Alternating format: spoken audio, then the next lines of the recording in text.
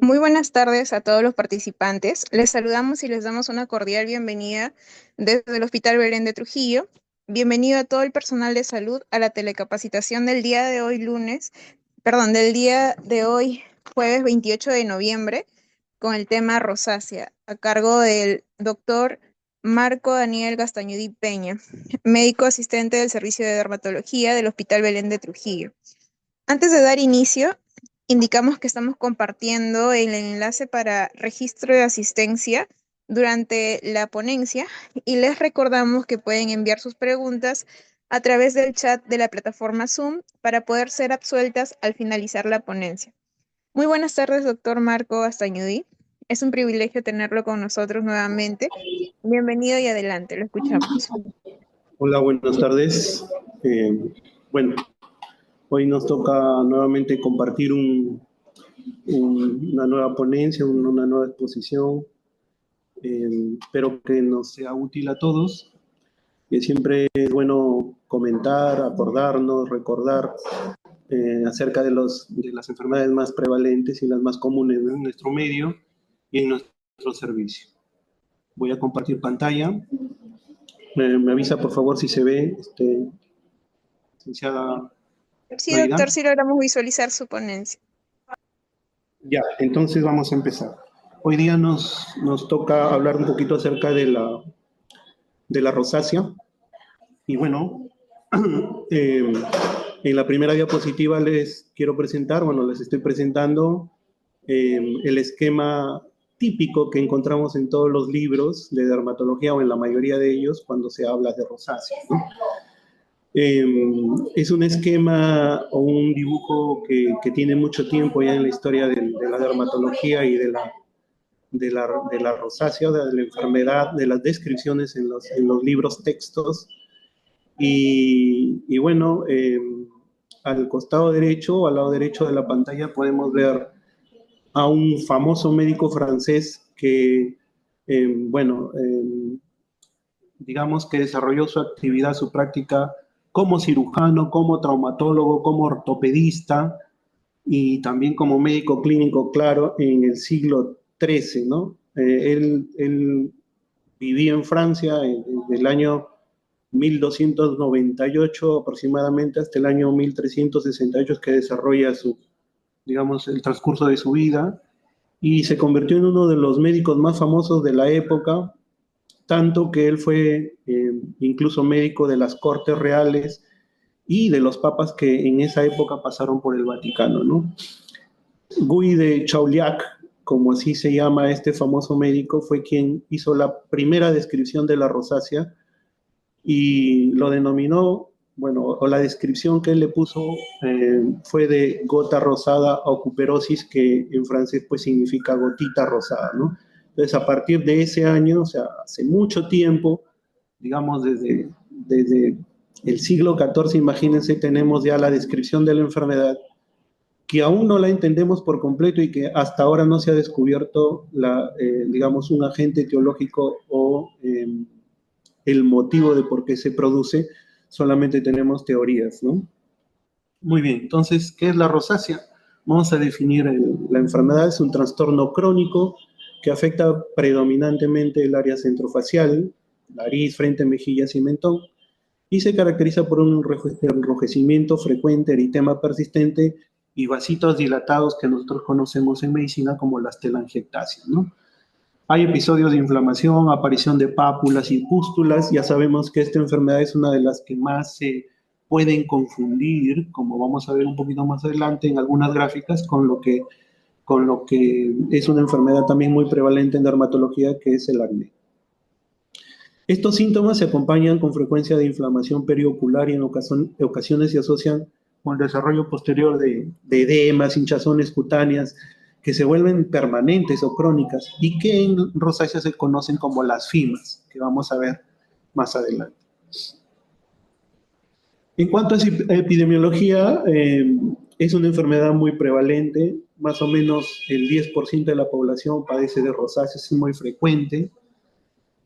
La mayor prevalencia se ve en mujeres en la cuarta década de vida, aunque digamos el rango es un poquito más amplio, entre la tercera y entre los 30 y los 50 años hay mucha prevalencia de esta enfermedad, o es el inicio de los primeros episodios, sin dejar de mencionar que esta es una enfermedad que pudiera presentarse en edades más tempranas, o sea, en pacientes jóvenes, pero que el rango en el que frecuentemente vemos las primeras apariciones está entre los 30 y los 50 años, ¿no?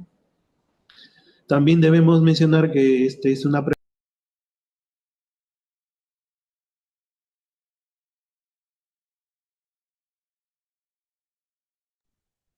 Doctor, disculpe, su micrófono se ha apagado. ¿Podría, por favor, encender el micrófono?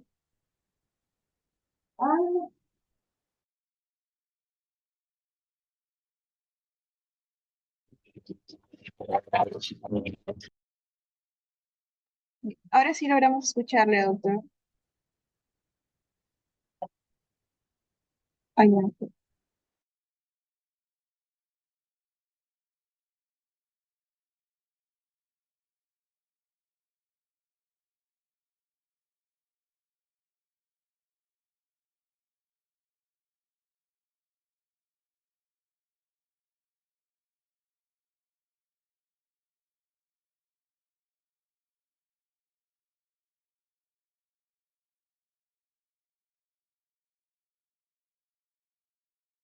silenciado.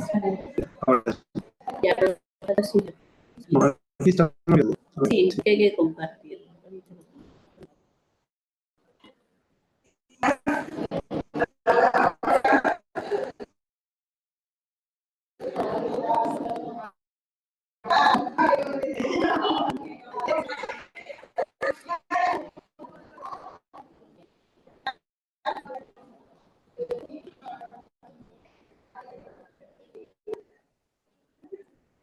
Ahí, ahí sí. Ahora sí. Eso. ¿Y dónde nos quedamos? Bueno, estábamos en la definición, me parece. Sí, hasta ahí logramos escuchar. ¿Loida? En la segunda. Epidemiología. Ah, perfecto. Epidemiología. Solo ¿Ah? para visualizar la Epidemiología, Más. ya, vamos a continuar. Decíamos que dentro de la epidemiología, si me escuchan, decíamos dentro de la epidemiología tenemos en personas más o menos el 10% de la población total, entre los 30 y los 50 años es donde más prevalencia se ve de la enfermedad, ¿ya? ¿No se vuelve a visualizar? Si no lo compartimos así nomás, de repente así sí se puede.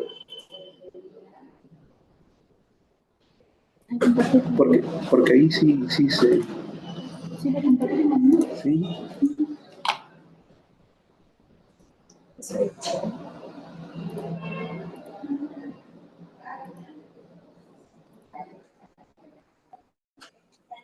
A ver, me avisas, por favor, ¿ya? Creo que ahora sí.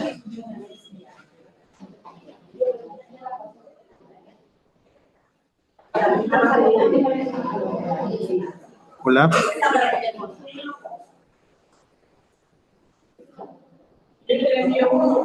Hola. ¿Sí me puede escuchar? Sí, sí, doctor, logramos escucharlo y ver sus ponencias. Ya, estoy pasando a ver si se puede ver. Me avisa, Sí, se por logra favor. visualizar.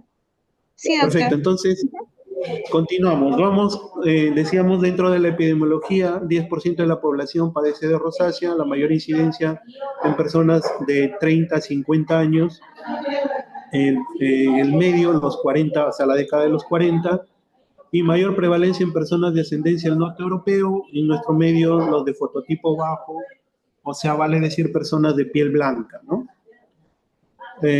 Generalmente, no quiere decir que la rosácea no le pueda dar a una persona de piel morena o trigueña, pero generalmente la mayor incidencia está en personas de piel blanca.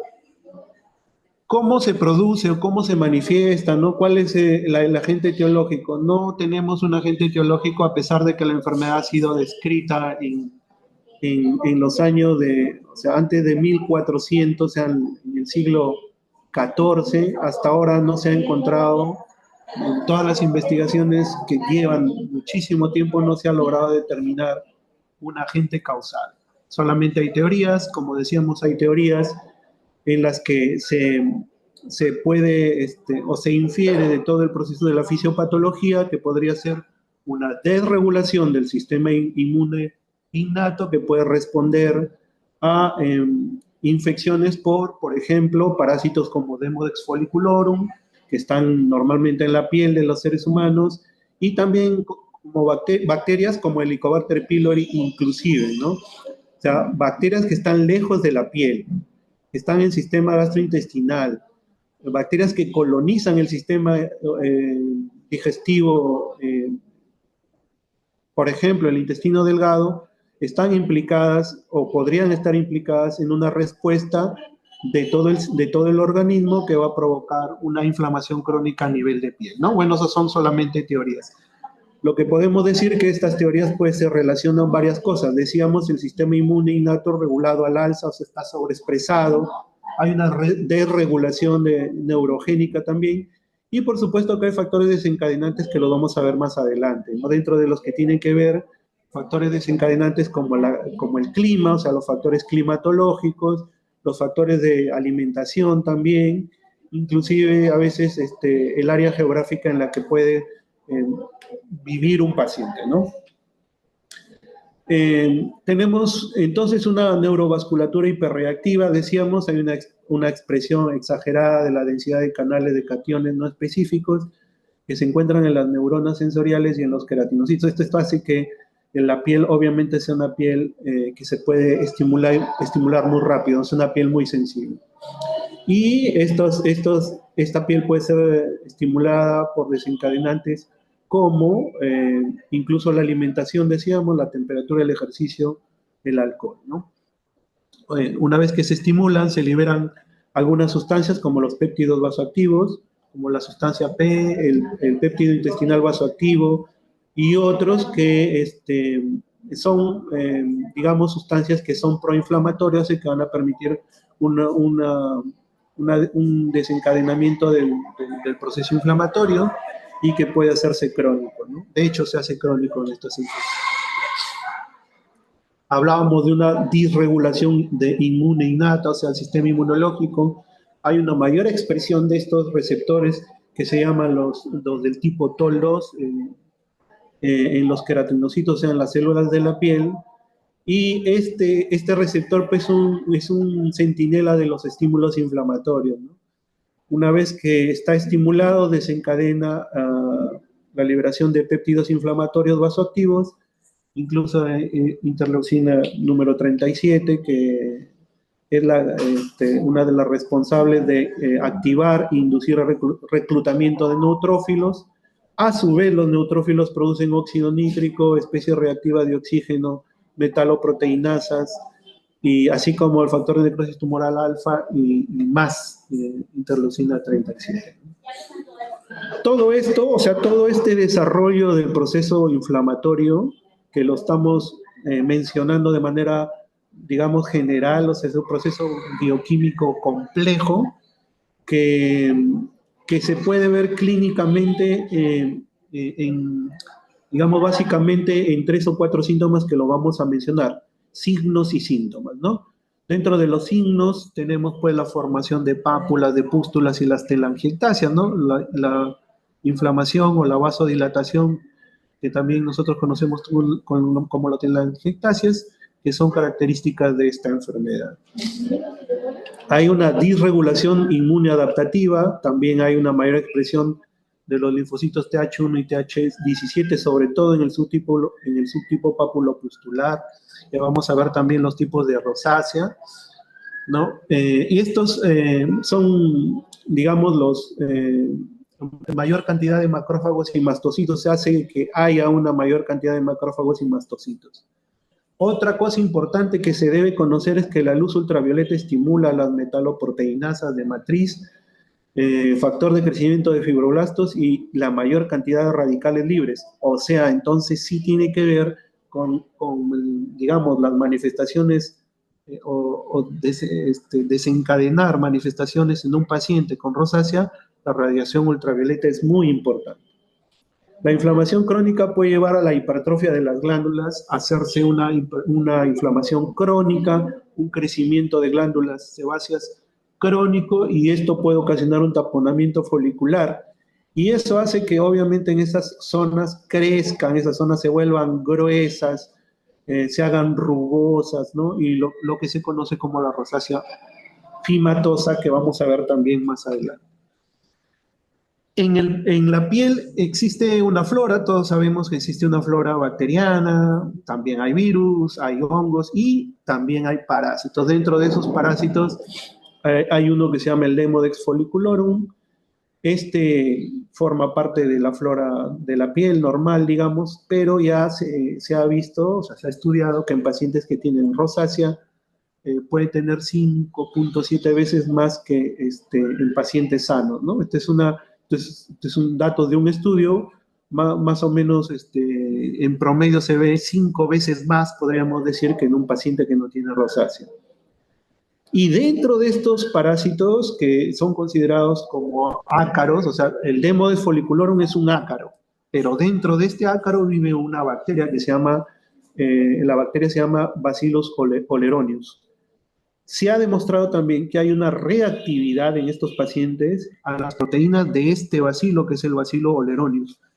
Y este es un microbio, como decíamos, nativo del Demodex. Entonces, en los tratamientos que explicaremos un poquito más adelante o lo mencionaremos, cuando tratamos a un paciente hay que explicarle, hay que tener paciencia, porque si bien es cierto, vamos a disminuir la carga de Demodex folliculorum con algún tratamiento que sea acaricida, luego de eso vamos a tener que en la muerte del ácaro va a haber una sensibilidad, una sensibilización a las bacterias que están dentro del ácaro que están muriendo, ¿no? Entonces, esto también deberíamos tenerlo en consideración para tener la expectativa del tratamiento de nuestros pacientes no sea tan rápida, digamos, ¿no? Hay que tener un poquito de paciencia porque, como vemos, es una enfermedad que es un tanto compleja, ¿no? Desde el 2002 aproximadamente hay sociedades en las que, digamos, se han reunido algunas sociedades para estudiar, para describir la enfermedad de la rosácea, y bueno, se han, digamos, clasificado principalmente en estas 4 tipos de rosácea por sus características clínicas, ¿no? Entonces, hay una rosácea eritematotelangiectásica, generalmente eritema y vasos dilatados, una rosácea papulopustular, pápulas y pústulas, además de lo antes mencionado, una rosácea fimatosa, donde hay crecimiento de algunas partes de la cara, como vamos a ver un poquito más adelante, y también se habla de una rosácea ocular. Esto es importante mencionarlo porque este paciente que sufre de rosácea tendría que tener un tratamiento multidisciplinario. En realidad eso sería lo óptimo, ¿no? Que sea tratado por el servicio de dermatología, pero también deberíamos por lo menos interconsultar a oftalmología, porque ellos también tendrían que hacer una evaluación de un tratamiento si es que el paciente está padeciendo una rosácea ocular. Y miren, bueno, estos esquemas son estas fotografías clínicas, en realidad son fotografías clínicas de pacientes para hacer, digamos, la diferencia entre las manifestaciones clínicas, ¿no? En la primera fotografía podemos ver una rosácea eritematosa, básicamente, no solamente eritema y mejillas. Y en la segunda foto vemos que hay vasitos dilatados, lo que se conoce como las famosas telangiectasias. Entonces, una rosácea decíamos que es eritematotelangiectásica. En la tercera fotografía, la primera del lado de abajo del lado izquierdo, vemos lesiones papulares eritematosas, ¿no? Una rosácea papulosa, y en la última foto, la foto de abajo del lado derecho, inferior derecho, vemos el crecimiento de la nariz, ¿no? Un crecimiento, digamos, en placas, grueso, abultado, donde se ven incluso cicatrices, y eso es lo que se llama la rosácea fimatosa, en este caso una rinofima, ¿no? Un crecimiento de la nariz. Entonces, esto es para ver básicamente las características de cada tipo de rosácea. Y por supuesto que de acuerdo al tipo de rosácea o de manifestación que exprese el paciente, enfocamos los tratamientos también, ¿no? Acá vemos una eritematotelangiectásica, una conocida también como rosácea vascular. Como vemos, hay pues una rubefacción, un eritema y unas telangiectasias centrofaciales, ¿no? Eh, Estos pueden ser incluso estadios, ¿ah? De una rosácea, o sea, podrían pasar por todos los estadios, podría quedarse solo como una rosácea eritematosa y vivir solo con una rosácea eritematosa, podría tener algunas crisis en las que tenga pápulas, vesículas, ¿ya? Entonces son manifestaciones clínicas que podemos clasificar al paciente en el momento que lo vemos, pero no son excluyentes, o sea, podrían ser solo la fase de la progresión o, como digo, podría ser un tipo de rosácea con la que el paciente va a permanecer siempre. Estas más fotos para ver el eritema, estas son los vasitos, decíamos, ¿no? Eritema y las telangiectasias. En la dermatoscopía es un instrumento con el que dermatólogos nos ayudamos para amplificar, para darle magnitud y amplificar a las lesiones, ¿no? Podemos ver este tipo de fotografías, por ejemplo, una rosácea eritematotelangiectásica con vasos poligonales característicos de distribución regular y reticular, que es lo que se presenta generalmente en una rosácea, ¿no? Ahí los podemos ver, señalados con las flechitas.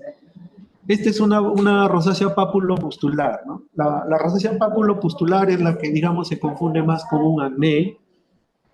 Eh, Hay que saber diferenciarlos. Obviamente que hay acnés del adulto también que podrían dar después de los 30 años y que podrían confundirse con una rosácea. Más sin embargo, ya sabemos que el acné pues, es una enfermedad del puber, del adolescente y que tiene un tiempo, entre comillas, diríamos un tiempo límite de evolución, ¿no? Que más o menos debería acabar entre los 22 y los 26 años, pero hay acné del adulto que podría ser un diagnóstico diferencial de una rosácea papulopustular, ¿no?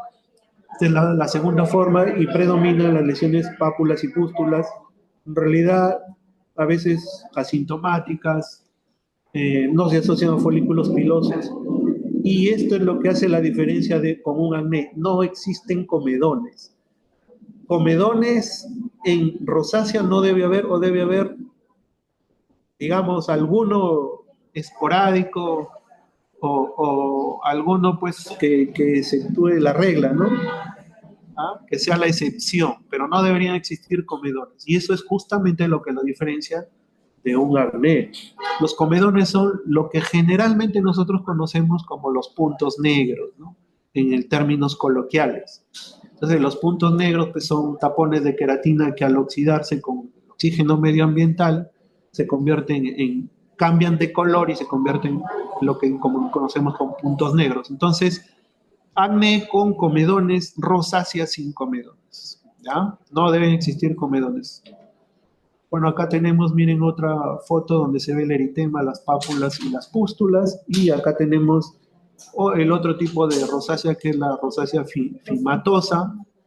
En la mayor frecuencia es la rinofima, aunque no solamente crece la nariz, también puede haber afectada el mentón, puede haber afectada las mejillas, puede haber afectada parte de la frente, ¿no? Sí, entonces esta es una hinchazón bulbosa, rugosa de los tejidos blandos de la nariz. Eh, Como decíamos, incluso las orejitas, la otofima, la frente, la metofina y la barbilla, la natofima, ¿no? O sea, hay partes de la cara que por la excesiva o el tiempo largo de inflamación, de cronicidad que tienen las lesiones, o la inflamación puede hacer que haya taponamientos importantes de las glándulas sebáceas y se conviertan en placas, se haga el tejido grueso, ¿no? Y eso va deformando progresivamente la piel de esas áreas. Acá tenemos, miren, una rinofima que ya es importante, extensa, ¿no? Un paciente aparentemente ya de una edad avanzada. Igual la otofima, que es una orejita, y la metofima, donde podemos ver otras partes de la cara, ¿no? Mentón, de repente la región de la barbilla. Ya, acá también. Aquí también tenemos, mira, un crecimiento en placa exagerado, ¿no?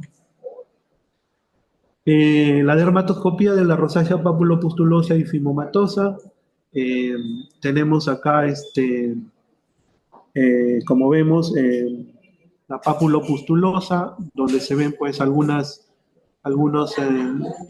vasos lineales que forman polígonos incompletos, decíamos, y en la fimatosa, que tiene tapones foliculares amarillos, estamos viendo las flechitas, los vasos lineales que forman también polígonos incompletos, ¿no? Y se ve un aspecto rugoso, ¿no? Un aspecto grueso de la piel. Tenemos la rosácea ocular, presente, bueno, en el 50% de los pacientes con rosácea, es una de los tipos de manifestaciones clínicas de la rosácea. Eh, Principalmente las características son una blefaritis, epiescleritis, una disfunción de las glándulas del meibomio, una cicatrización conjuntival y vascularización corneal. En la rosácea ocular, como les mencioné, es conveniente que lo vea el oftalmólogo, ¿no? Tendría que ser un tratamiento más completo, multidisciplinario, como digo, para que se pueda dar un mejor tratamiento al paciente, ¿no? Entonces, el especialista en ojos es el oftalmólogo, en ojos y lo que está alrededor de los ojos. Entonces, en nuestro hospital, por ejemplo, cuando un paciente llega a oftalmología y el oftalmólogo ve que además de una rosácea ocular tiene otras características de rosácea, envía al paciente a dermato y viceversa. Nosotros cuando vemos un paciente que tiene manifestaciones de rosácea, incluso alcanza a ojos, párpados, también pedimos la opinión y el tratamiento por oftalmología. A veces los pacientes se suelen quejar pues, de sensación de cuerpo extraño, ardor, irritabilidad, ¿no? Se acompaña de eritema visible en los márgenes de los párpados y conjuntiva. Puede ser unilateral y asimétrico, o sea, solamente un ojito, ¿no?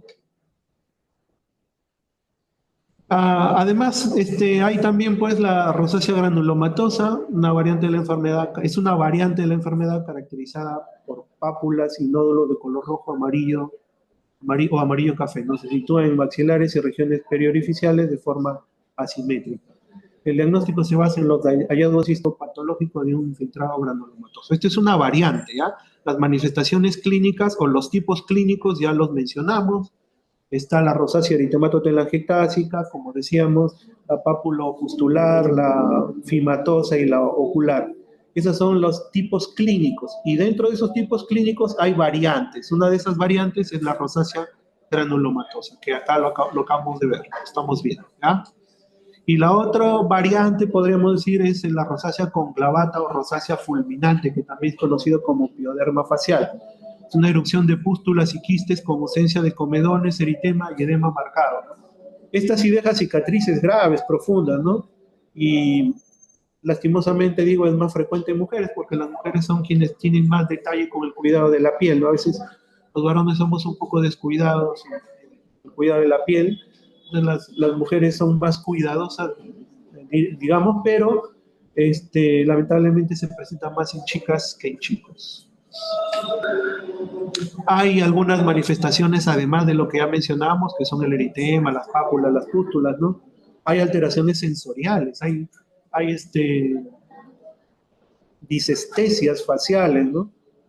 Puede ser prurito, puede ser ardor, intenso, intermitente, y estas se desencadenan por temperaturas o alimentos. Temperatura, cuando hablamos de la temperatura, hablamos básicamente de los extremos de la temperatura, o sea, en momentos en los que hay mucho frío o en las épocas del año en las que hace mucho calor. Son los extremos digamos, climatológicos lo que hacen que se puedan presentar estas manifestaciones.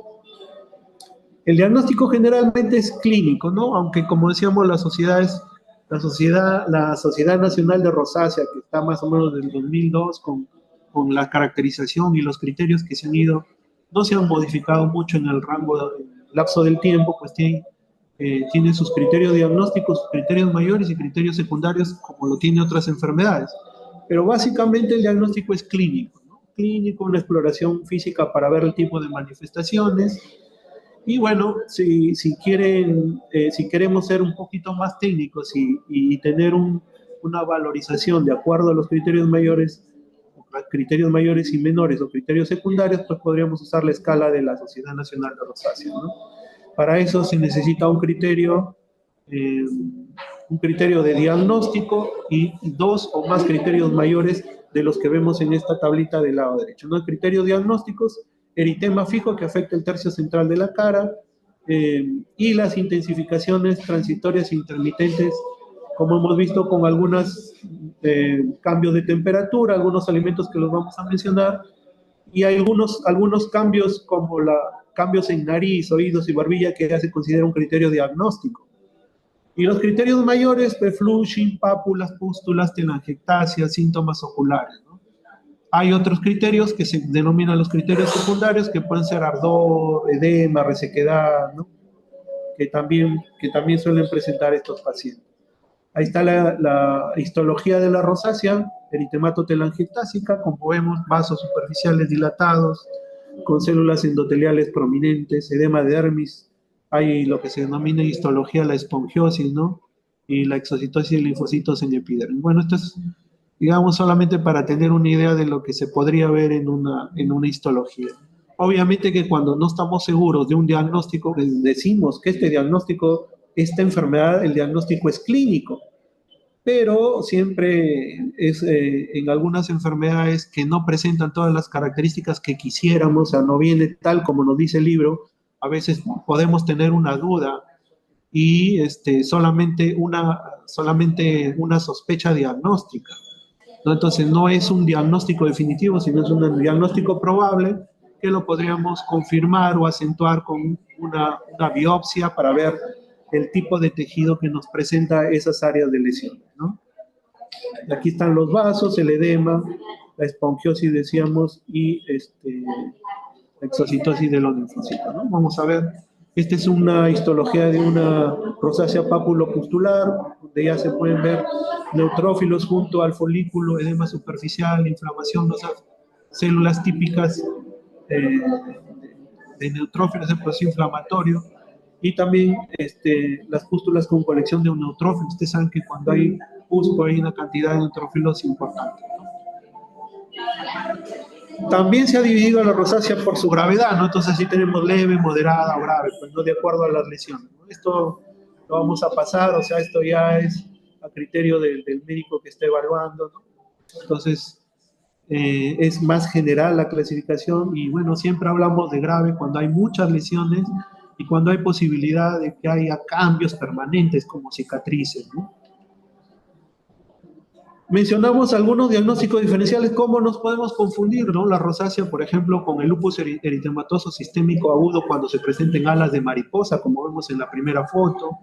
Hay una demodicidosis, una enfermedad que solamente es por demodex, que afecta la parte del párpado, los ojos, la parte ocular, sin afectar otras áreas, y que no es una rosácea, solamente es un sobrecrecimiento de demodex. Con el acné, que decíamos también en algún momento se podría confundir alguna reacción acneiforme por algún medicamento, generalmente por los esteroides, ¿no? A veces están tomando corticoides y hay una deprivación de manera rotunda, o sea, se retiran los corticoides de un momento a otro, y, o sea, sin hacer una disminución progresiva, y esto puede ocasionar un brote de acné, ¿no? Es una reacción acneiforme.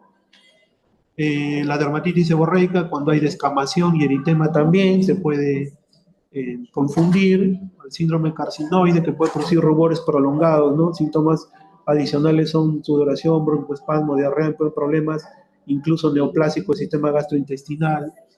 La sarcoidosis nasal también, ¿no? La acumulación de algún tipo de proteínas ahí en la nariz también podría confundirse. Y bueno, esos son para mencionar algunos de los diagnósticos diferenciales. Vamos a entrar en el tratamiento. Bueno, ese tratamiento generalmente, pues, cuando son manifestaciones leves, lo que primero tenemos que mencionarle al paciente es que hay factores desencadenantes, ¿no? Y este cuadrito, esta diapositiva es muy bonita para ver cuáles son los factores desencadenantes, que es de lo primero que deberíamos conversar con el paciente y de lo primero que debería cuidarse el paciente, ¿no? Porque a veces evitando esto es suficiente para que las manifestaciones disminuyan, incluso se puedan controlar, ¿ya? Entonces, ¿cuáles son los factores exacerbantes? Los factores exacerbantes son la exposición solar. Miren, el 81% de pacientes son afectados por la exposición solar.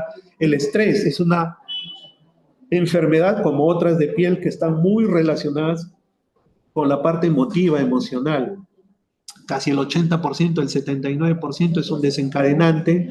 Los climas cálidos, calientes, el viento, el ejercicio intenso, el consumo de alcohol, todos los tipos de alcohol, pero sobre todo el vino, el baño caliente, o sea, las duchas calientes, los saunas, ¿no? Principalmente las comidas, las bebidas calientes. Pero recuerden también que mencioné que los climas extremos, o sea, el clima frío, muy frío, también podría ocasionar. Y dentro de los alimentos, las comidas picantes, ¿no? Acá no está, pero también se habla del café.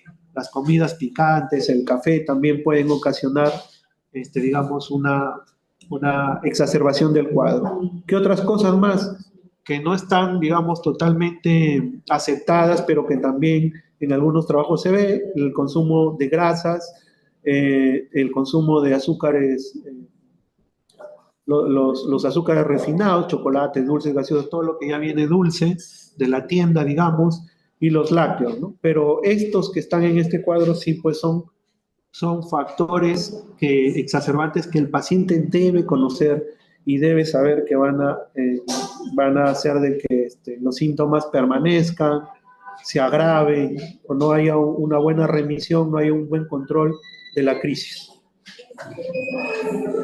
Cuidado, otros cuidados, bueno, el paciente tiene que saber, y es verdad que su piel es sensible, y utilizar jabones suaves para el aseo.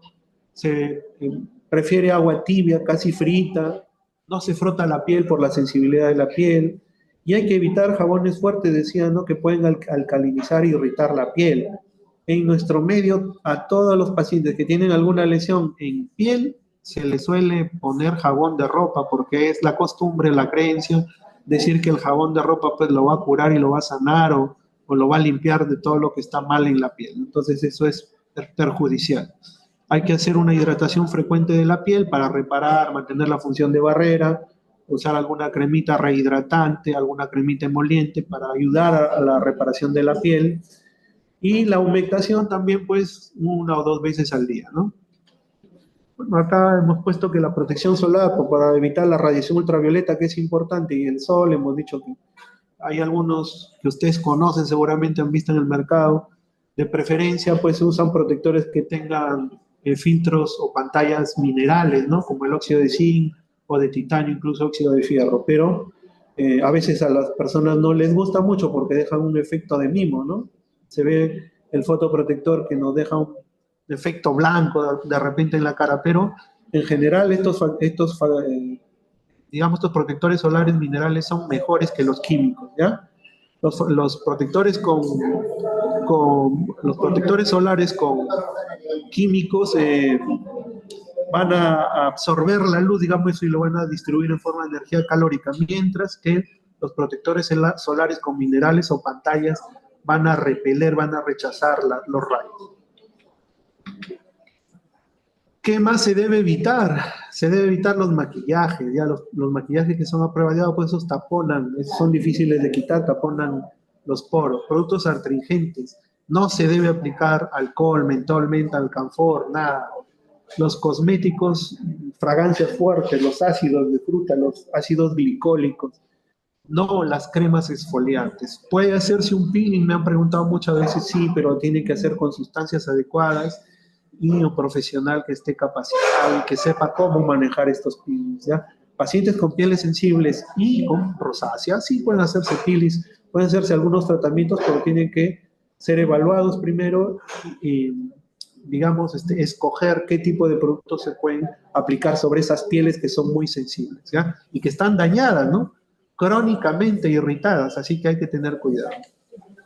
Tratamientos médicos, tenemos el tratamiento tópico, estos han sido, por ejemplo, estos que hemos puesto en esta diapositiva, han sido aprobados por la FDA, ¿no? Ustedes saben que la administración de la droga y de la comida en Estados Unidos son muy estrictos para darle permiso a cualquier sustancia para la que la puedan usar dentro de su territorio, son muy, muy estrictos. Entonces, pero estos que usamos también en nuestro medio, nosotros usamos mucho el metronidazol y la ivermectina en cremas, son medicamentos que se usan en todo el mundo, ¿no?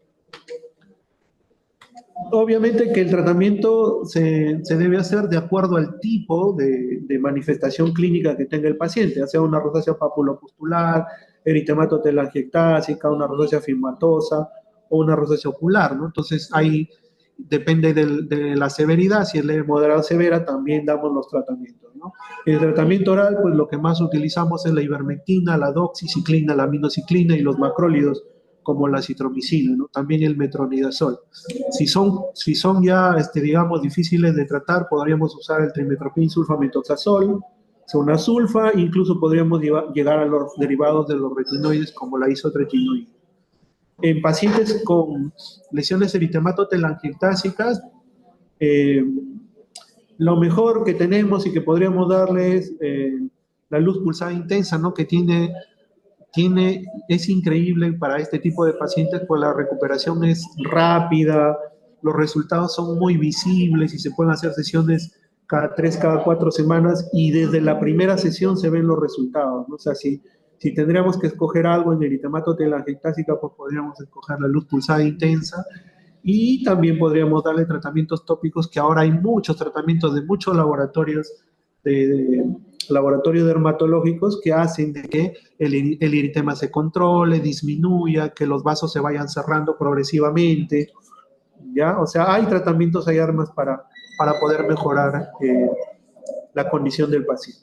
En la rosácea fibrosa, como ya hay alguna, digamos, hay algún problema hay alguna deformación pequeña ya, sí, pues ahí tenemos que usar retinoides tópicos, doxiciclina, aminociclina, citromicina, sulfas, isotretinoína, y en algunos casos hay que hacer cirugías que se pueden hacer con el láser CO2, se puede hacer una electrocirugía o una radiofrecuencia también, ¿no? Dependiendo de las características del paciente, podemos escoger para hacer incluso cauterizaciones, para hacer cirugías pequeñas o progresivas, para ir mejorando el aspecto de los pacientes. Y en la cirugía ocular, eso también, bueno, decíamos, el oftalmólogo nos tiene que ayudar, tenemos que hacer un tratamiento conjunto, pero igual nosotros damos tratamientos tópicos y orales con acitromicina, a veces con inmunomoduladores como el tacrolimus, y los medicamentos que también usamos para otro tipo de rosáceas como la doxiciclina, derivados de las tetraciclinas, doxiciclina, aminociclina, tetraciclina ya no hay en el mercado, en nuestro medio, y también podemos usar las sulfas.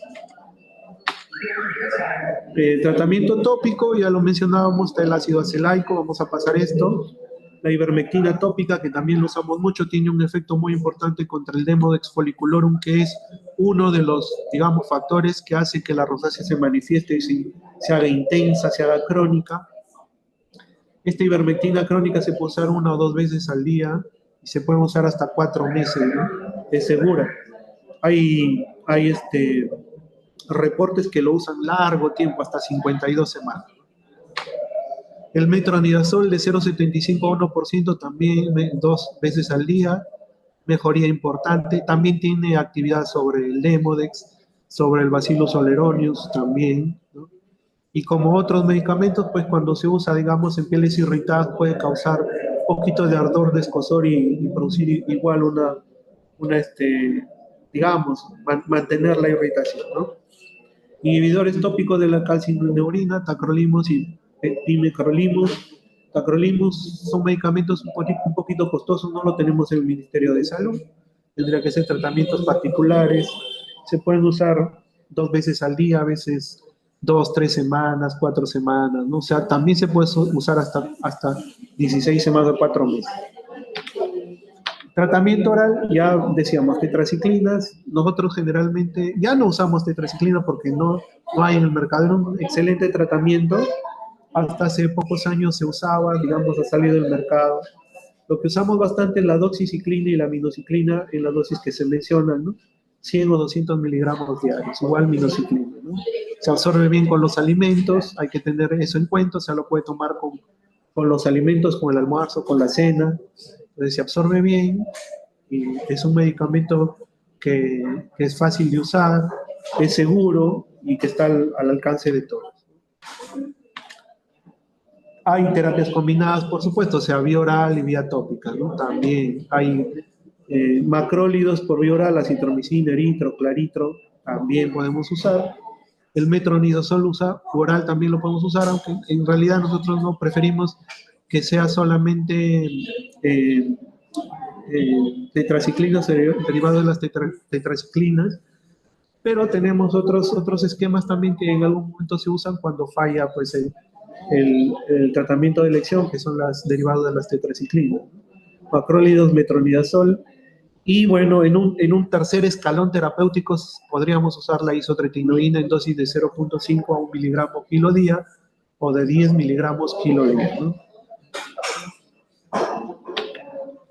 Hay las terapias con láser. Yo les decía lo que podríamos escoger con toda seguridad para ver una mejoría desde la mínima hasta la máxima, o sea, una mejoría desde 20-30% hasta una mejoría en el 80%, inclusive desde las primeras sesiones, es una luz pulsada intensa, ¿no? Bueno, se conoce como un tipo de láser, aunque no es un láser, estrictamente hablando no es un láser, por lo que la tecnología, digamos, es menos costosa, inclusive para las sesiones, ¿no? Las sesiones con láser a veces son costosas, pero con luz pulsada intensa esto puede bajar a la tercera, cuarta, quinta parte de lo que podría costar usando un láser. Así que una buena elección para tratar las telangiectasias o la rosácea eritematotelangiectásica es la luz pulsada intensa, incluso para la rosácea fimatosa.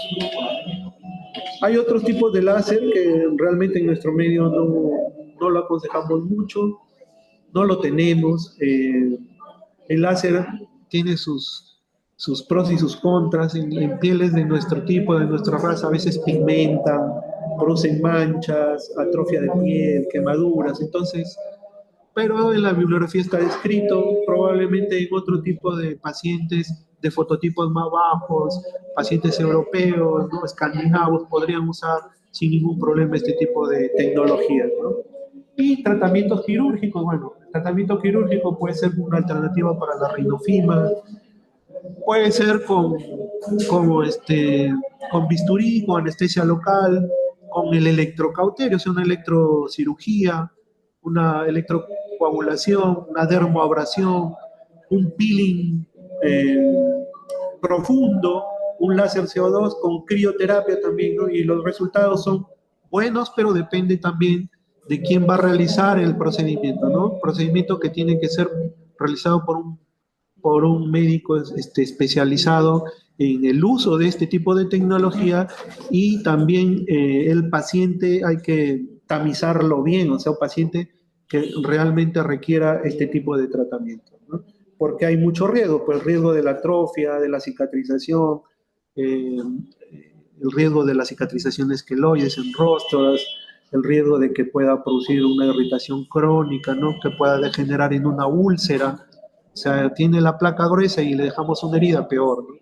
Entonces hay que tamizar bien al paciente y hay que hacerlo con personas que están familiarizadas o que son expertas en el uso de este tipo de equipos y en este tipo de procedimientos. Tratamientos alternativos, ahora se habla mucho de la toxina botulínica, ¿no? Que bloquea la liberación de acetilcolina en las terminaciones nerviosas, disminuye el enrojecimiento, ¿no? Se usa en la rosácea ahora de 15 a 45 unidades por cada centímetro cuadrado aproximadamente. Se puede hacer en sesiones de 1 a 3. Y los intervalos son diferentes, ¿no? Puede ser un intervalo de 1 semana, 2 semanas, un mes. En realidad no hay protocolos todavía estandarizados. Hay biológicos, no lo tenemos en nuestro medio, sería muy caro. El Ministerio de Salud no lo compra, ¿no? Pero de todas maneras tenemos que saber que hay alternativas con biológicos que quizá más adelante, cuando esté mejor estudiado, podríamos emplearlo. Hay un medicamento que lo tenemos a la mano que se llama la hidroxicloroquina, que a ustedes probablemente lo han escuchado, lo conocemos, ¿no? Es un antimalárico, pero también tiene acción inmunomoduladora y lo usamos mucho, por ejemplo, en pacientes que tienen otras enfermedades dermatológicas como la psoriasis, en pacientes que tienen artritis reumatoide, en reumatología lo usan mucho. Bueno, en rosácea también se han hecho estudios y también se podría usar la hidroxicloroquina como una alternativa, ¿no? Y hay mejoría, evidentemente, pero bueno, en los estudios y en las comparaciones que se hacen, lo comparan con medicamentos que están más a la mano, que son de más, digamos, fácil uso y de conseguirlos más fácil, así que hay que valorar, ¿no? Si realmente en algún momento necesitamos cambiar el medicamento y no tenemos otro medicamento o hemos probado ya varios escalones terapéuticos del tratamiento, podríamos inclusive tener esta opción con la hidroxicloroquina. Beta bloqueadores, también hay estudios que se han hecho con pacientes. El problema es que usando los beta bloqueadores, pues tendríamos que hacer una evaluación cardiológica importante al paciente, ¿no? O completa, ¿no? Porque tiene efectos adversos en cuanto al sistema cardiovascular. Y como decíamos, el tratamiento de la rosácea ocular, pues el tratamiento de la rosácea ocular tiene que ser multidisciplinario y como decíamos, pues se pueden emplear tratamientos tópicos, ¿no? Gota de ciclosporina, podríamos usar metronidazol tópico, ácido fusídico, doxiciclina, ¿no? A veces usamos ivermectina también por vía oral, una gota por kilo, muy conocida la ivermectina en la época del COVID, ¿no? También lo usamos para rosácea, ¿no? La dosificación es una gotita por kilo, rosácea ocular, rosácea papulopustular, también lo usamos, sobre todo cuando el paciente nos menciona que tiene mucho prurito, ¿no? Bueno, eso sería todo, no sé si hay alguna pregunta, podemos responder.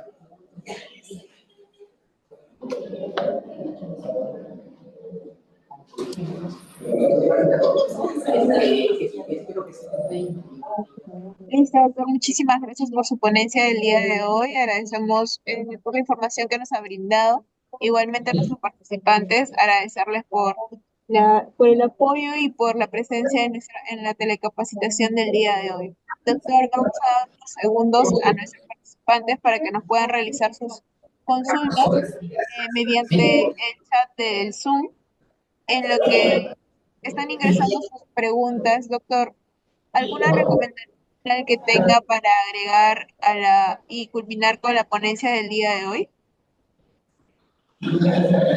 Sí, bueno, lo que podríamos recomendar ahorita es lo que siempre converso con mis pacientes, ¿no? El paciente con rosácea tiene que salir del consultorio con la idea de que tiene que protegerse de la radiación solar. Hemos visto que la radiación ultravioleta es muy importante en las manifestaciones y tenemos que tener en cuenta que nuestra radiación es bastante alta, ¿no? En el Perú, sobre todo en algunos departamentos, ¿no? Entonces la capa de ozono no se está protegiendo bien y la radiación ultravioleta es muy intensa. Entonces es lo que deberíamos tener en primer lugar en cuenta, o sea, una fotoprotección adecuada. Ya creo que deberíamos usar o deberíamos empezar a usar sombreros de ala ancha y gorritos porque a veces no es suficiente la fotoprotección, no nos educamos para poder usarla. Y valgan verdades, todavía son costosos los fotoprotectores. No hay una implementación dentro de las políticas de salud, el bajar digamos, de repente los impuestos o los costos para que toda la población alcance una fotoprotección adecuada. Y yo creo que en el futuro esto va a ser así, incluso dar tratamientos con fotoprotectores desde los sistemas de salud del Estado, ¿no? Porque va a haber una radiación muy intensa y cada vez lo vamos a padecer más. Entonces, pero por ahora lo que nos toca es cuidarnos de la radiación ultravioleta y de los desencadenantes que son lo que hemos mencionado, las comidas y las bebidas, ¿no? Eso sí está totalmente a nuestro alcance y eso va a permitir un adecuado control en pacientes que tienen crisis de rosácea, ¿no?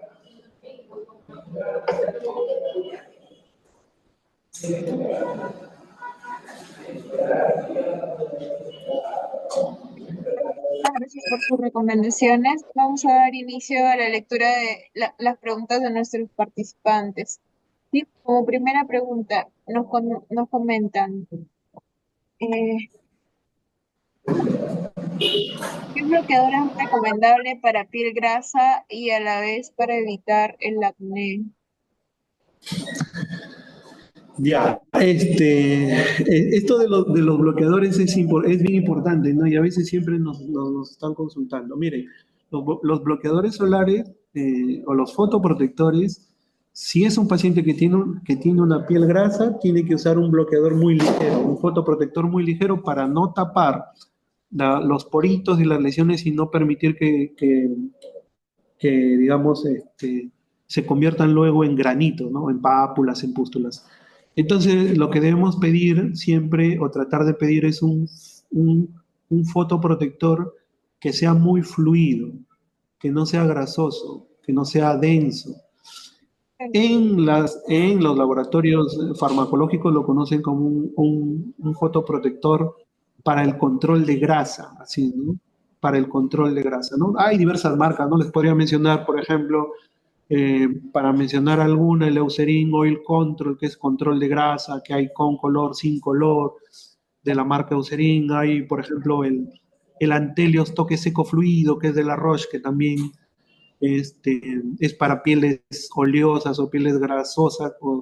Hay el Umbrella Sport, ¿no? O sea, hay diversos fotoprotectores con diversos nombres, pero lo que debemos pedir es un fotoprotector fluido, muy ligero, de textura muy ligera para que no tapone los poros si es que el paciente tiene la piel grasa, ¿no? Continuamos con las preguntas. Nos indican, bueno, si nos afecta Hola, la rosácea, si nos, ¿cómo? si nos Hola.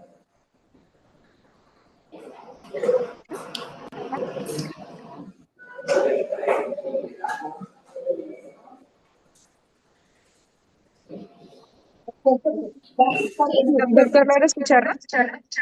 Sí, ahora sí te escucho un poquito Sí, con un doctor, poquito de... como siguiente Sí, pregunta, nos comentan, si la rosácea no se trata, ¿puede aumentar los síntomas? sí. Es una buena pregunta y me gusta que, oh, qué bueno que lo han hecho. Recordemos algo. La rosácea es una inflamación crónica, o sea, es una enfermedad crónica que produce una inflamación crónica. Todas las inflamaciones, todas producen deterioro en el lugar donde se produce la inflamación. Todas las inflamaciones. Si es una inflamación que dura unos días, bueno, la piel se recupera rápido. Si es una inflamación crónica, entonces quiere decir que hay mucho tiempo en lo que esta piel o estas zonas afectadas están en un proceso inflamatorio y va a hacer cambios, va a hacer modificaciones. Y esas modificaciones, mientras más tiempo pase, van a ser más difíciles de tratar. Y hemos visto que cuando hay una inflamación crónica y severa, se produce la rosácea fibromatosa, con cambios en la anatomía y en la estructura. Entonces, ya esas se tienen a veces que operar, como decía, ¿no? Pero si se trata la rosácea, si hay un tratamiento, no dejamos que haya progresión, disminuimos la inflamación. Entonces, la piel, al disminuir la inflamación, le permitimos que se recupere se cure, digamos, rápido, o tenga más tiempo para curar, o tenga eh, menos interferencia para mejorar. ¿Ya? La piel tiene 7 capas. O sea, la epidermis, que es la capa superficial de la piel, tiene digamos, 5 capitas, ¿ya? Y la dermis, que está por debajo de la epidermis, tiene 2 capitas más. Entonces, eh, para hacer un recambio de todo, pasa un tiempo. El estrato córneo, que es el estrato más superficial, puede cambiar en 28 días. Pero imagínense una inflamación crónica de meses, de años, va a malograr todas esas capitas y las va a ir malogrando hasta el fondo, digamos, ¿no? Hasta la profundidad.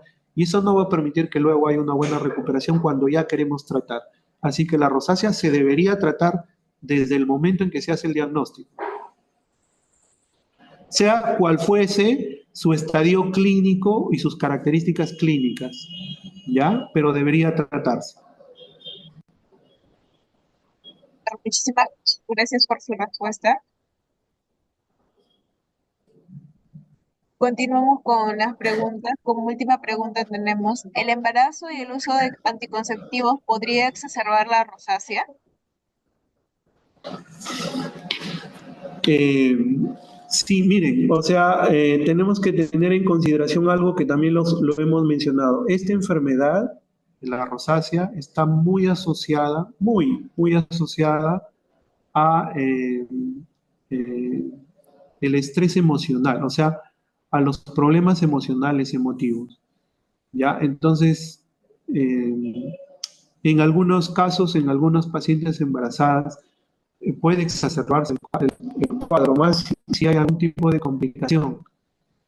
Y, y entonces en esos casos lo que podríamos usar son tratamientos tópicos, ¿no? O sea, solamente externos, hasta que el paciente, si es que lo requiere más adelante, es hasta que la paciente tenga al bebé o salga del estadio de la gestación o de la lactancia, ya poder darle otro tipo de tratamiento.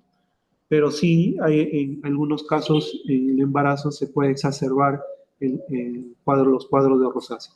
Se puede exacerbar con el uso de anticonceptivos. Con el uso de anticonceptivos, a veces lo que produce y que se confunde mucho con una rosácea son las reacciones acneiformes que también se producen con el uso de anticonceptivos, ¿no? Que no es una rosácea. Ahora, un paciente con rosácea que está consumiendo anticonceptivos puede empeorar su cuadro, sí, a veces también empeoran. Lamentablemente también empeoran los cuadros de la rosácea. ¿No? Hay que hacer una buena evaluación y un buen diagnóstico porque a veces se pueden confundir, como decíamos, los diagnósticos y no se trata de una rosácea, ¿ya?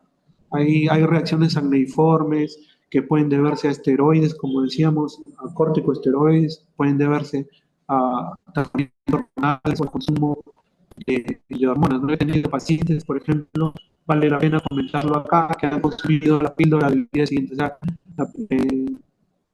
estos que son, digamos, solamente de uso por emergencia, ¿no?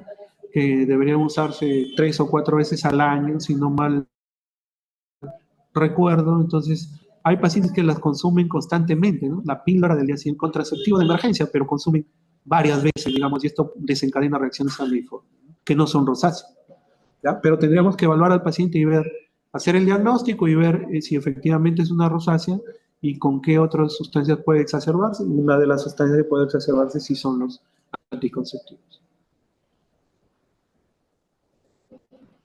Muy bien, doctor. Muchísimas gracias por sus respuestas.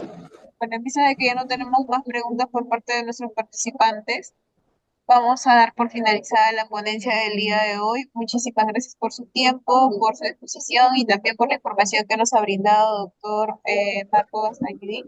Igualmente también agradecer a nuestros participantes por su conexión.